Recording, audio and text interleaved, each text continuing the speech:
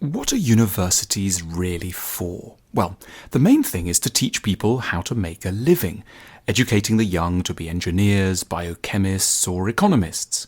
But there's another, stranger, bigger ambition lurking away there somewhere in the background, and it sometimes comes out during commencement addresses or at the lyrical moments of graduation ceremonies.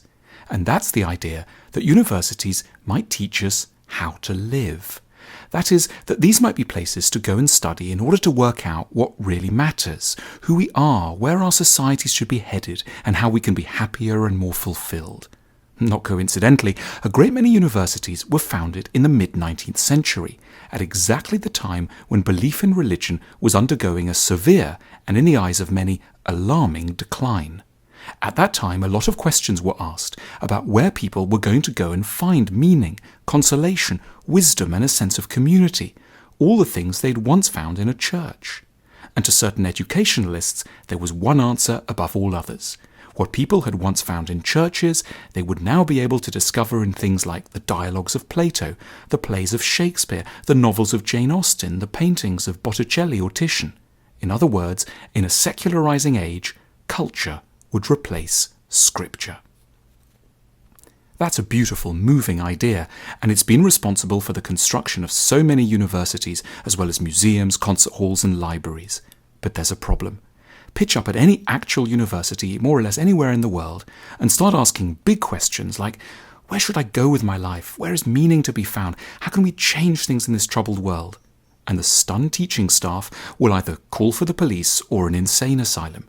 It's just not what you're allowed to ask. The really big questions and inner dramas that people used to take to religion seem strangely out of place in the average university setting, where the mood is far cooler, more abstract, and oddly removed from anything too practical or urgent.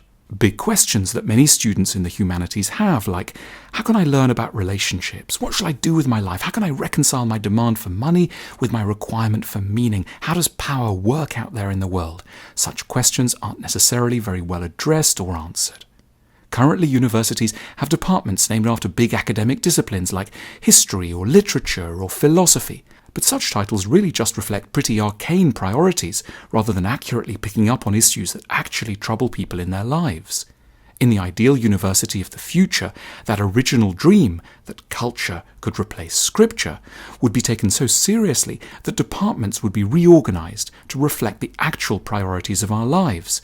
So, for example, there might be a department for relationships and another for death, a center for anxiety, and an academy for career self-knowledge.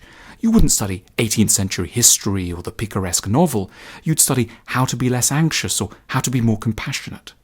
Complaining about how many universities are today isn't a way of giving up on them. It's an attempt to get them to live up to their original promise, which is, in a busy world where most of us are just scrabbling around full-time trying to make a living, to act as centres which can generate those ideas that will truly help us to live and to die well.